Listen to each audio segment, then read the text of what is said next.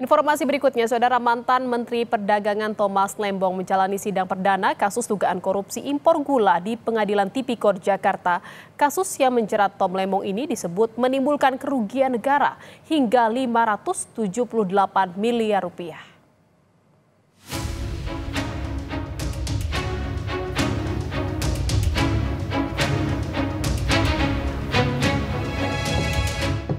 Di sidang dakwaan pada Kamis kemarin, mantan Menteri Perdagangan Thomas Lembong diduga memperkaya diri sendiri dan orang lain dalam kasus impor gula tahun 2015 hingga 2016. Dalam dakwaan, Tom disebut melakukan impor gula saat produksi gula dalam negeri cukup dan perbuatannya dinilai memperkaya orang lain dan korporasi hingga timbul kerugian negara sebesar 578 miliar rupiah.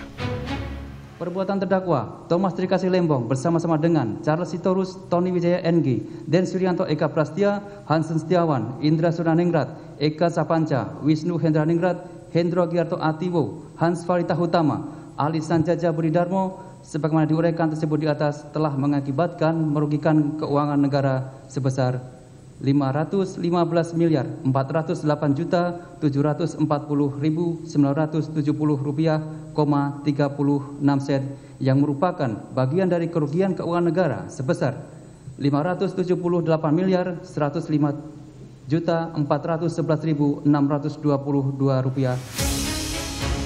Menanggapi dakwaan jaksa, Tom Lembong mengajukan nota keberatan atau eksepsi. Melalui kuasa hukumnya, Lembong bilang dakwaan jaksa tidak tepat dan tak jelas. Terdakwa Tom Lembong mengungkapkan kekecewaannya atas dakwaan jaksa. Ia menilai tidak ada penghitungan jelas soal kerugian negara yang ditudingkan jaksa. Dalam situasi di mana soal kerugian negara dalam perkara saya semakin tidak jelas, ya, tidak ada lampiran audit BPKP yang menguraikan dasar perhitungan kerugian negara tersebut. Ya, seperti sudah kami sampaikan sebelumnya, kami mengharapkan profesionalisme dan transparansi. Gubernur Jakarta periode 2017-2022, Anies Baswedan datang ke sidang pembacaan dakwaan Tom Lembong di Pengadilan Tipikor Jakarta Pusat.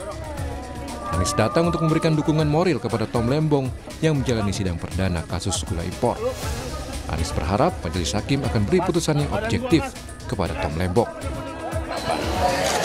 Harapan agar majelis hakim akan tindak dengan seksama, dengan objektif, dan mementingkan kebenaran, kepastian hukum, keadilan di dalam memutuskan perkara ini.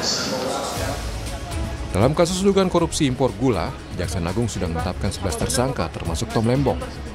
Jaksa Agung menyita uang tunai senilai lebih dari 565 miliar rupiah yang berasal dari pengembalian oleh 9 tersangka dari pihak swasta. Tim Liputan, Kompas TV.